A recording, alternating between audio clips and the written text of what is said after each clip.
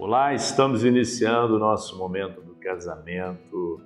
Quero ler 2 Reis, capítulo 23, o verso de número 12. O rei Josias derrubou os altares que os reis de Judá haviam construído sobre o terraço do palácio, em cima da sala de Acás, e destruiu os altares que Manassés tinha construído nos 2 pátios do templo do Senhor.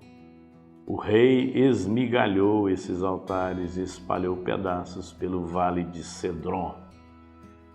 Os reis viveram, na época da idolatria, e esse era o pecado que mais feria o coração de Deus, era a idolatria. Então, quando Deus levanta o rei Josias, ele faz uma limpeza na nação de Israel, quebrando os altares, os ídolos, e os seus antecessores levantaram. Isso foi algo que agradou o coração de Deus. Eu quero falar hoje sobre quebrando os altares do casamento. Eu imagino que pelo menos 2 altares nós construímos no nosso casamento e nós precisamos tomar muito cuidado com eles. O primeiro é o altar daquela religiosidade estéril, A gente tem um padrão, tem um hábito religioso, mas aquilo não interfere, não produz mudança na nossa vida.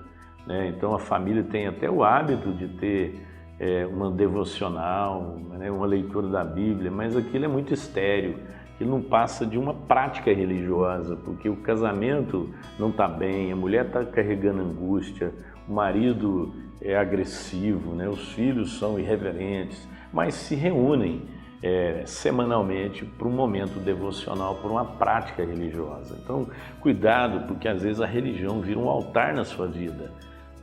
O que nos liga a Deus é Cristo.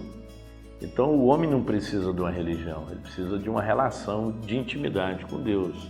Então nós valorizamos muito mais a religiosidade, as práticas religiosas, do que uma mudança de vida. Então esse talvez seja um altar que você tem que derrubar no seu casamento.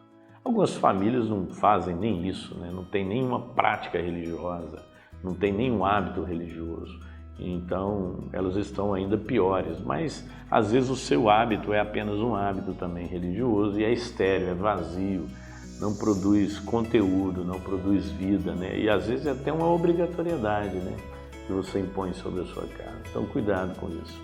O segundo altar que nós criamos no casamento é o altar da felicidade em detrimento da santidade. Deus não tem como propósito para o casamento a felicidade. Deus tem como propósito para a família a santidade. Então, muitas vezes, aquilo que traz felicidade à família é algo que prejudica até a nossa santidade. São práticas que nós temos que contrariam os costumes cristãos. Então, tome cuidado. Às vezes você está empenhado na sua família muito mais para trazer felicidade para casa do que para trazer santidade para casa.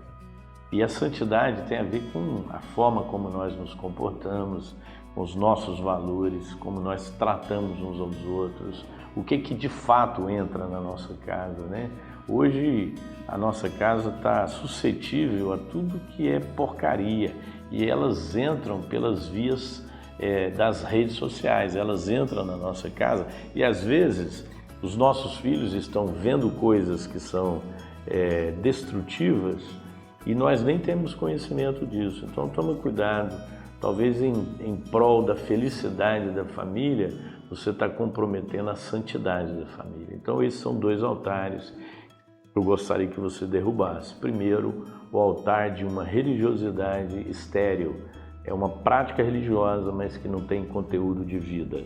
Segundo, essa busca da felicidade mesmo em detrimento da santidade. Então, a santidade é mais importante. A felicidade é uma consequência. Pai, nos ajude a viver o nosso casamento, a nossa relação conjugal, com sabedoria. E queremos quebrar, ó Deus, os altares que muitas vezes levantamos. Às vezes, colocamos no altar da nossa casa os nossos filhos, as coisas materiais, e que elas precisam deixar de ocupar esses lugares. Queremos que o Senhor seja o centro da nossa vida. Assim oramos em nome de Jesus. Amém e amém.